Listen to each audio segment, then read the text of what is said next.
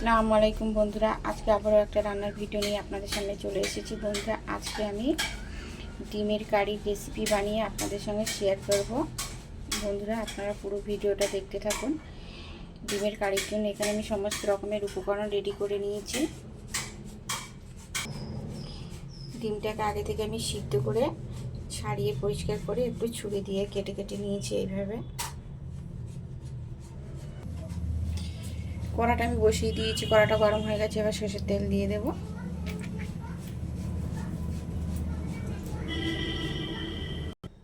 তেলটা আমার গরম হয়ে গেছে। অল্প একটু লবণ আর হলুদ গুঁড়ো দিয়ে আমি ডিমগুলোকে হালকা করে ভেজে নেব।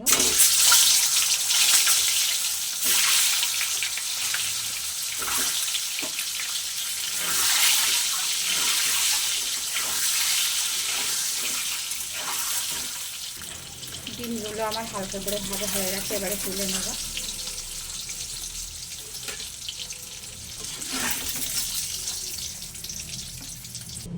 এবারে আমি ওই তেলের মধ্যে দেবো তেজপাতা, শুকনো লঙ্কা, দারচিনি, লবঙ্গ, এলাচ, গোটা জিরে। ভালো করে আমি ফোড়নটা করে নেব। এবারে দিয়ে দেবো পেঁয়াজ কুচি। পেঁয়াজটাকে আমি লাল লাল করে ভেজে নেব।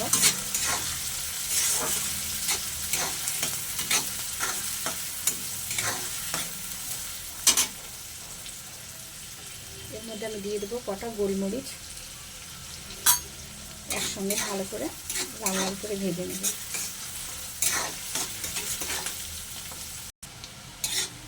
পেঁয়াজটা আমার লাল লাল করে ভাজা হয়ে গেছে। এবারে দিয়ে দেবো আদা রসুন বাটা।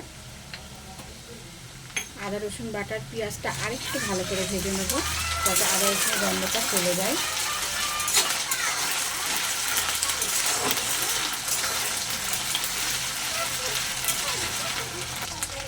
এবারে আমি দিয়ে দেবো কিছু গুঁড়ো মশলা, হলুদ গুঁড়ো, সানরাইজের লঙ্কার গুঁড়ো, জিরে গুঁড়ো, ধনে গুঁড়ো, কাশ্মীরি লঙ্কার গুঁড়ো,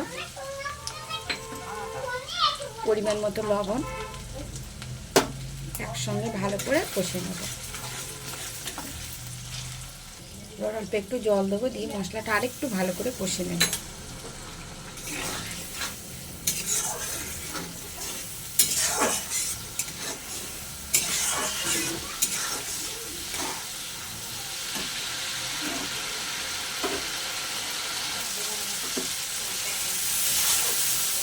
মশলাটা আমার খুব ভালো করে কষানো হয়ে গেছে। এবারে দিয়ে দেবো টক দই।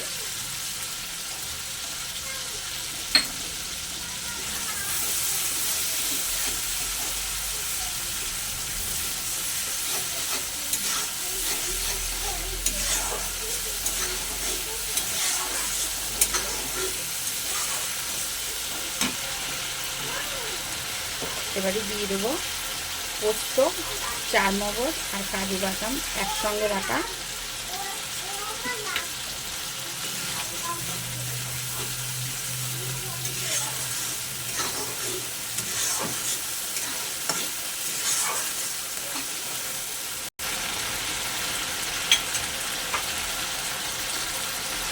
এবার দিয়ে দেবো স্বাদ মতো চিনি।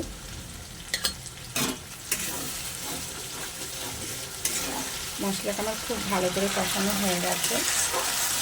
মশলা থেকে তেল ছেড়ে দিয়েছে। এবারে দিয়ে দেবো পরিমাণ মতো জল।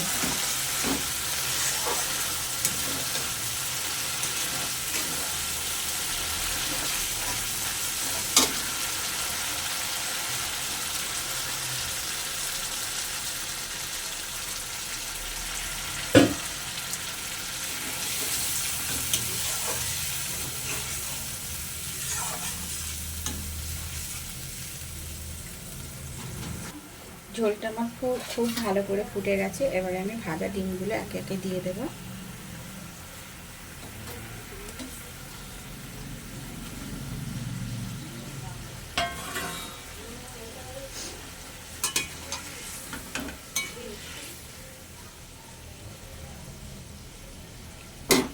দিয়ে দেবো কটা চেরা কাঁচা লঙ্কা।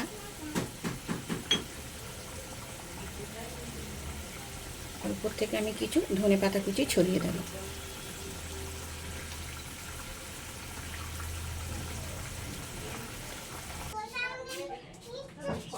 আমার ডিমের কারি একদম রেসি। বন্ধুরা, আমার রেসিপিটা যদি আপনাদের ভালো লেগে থাকে তাহলে অবশ্যই লাইক, কমেন্ট এবং সাবস্ক্রাইব করে আমার পাশে থাকবেন।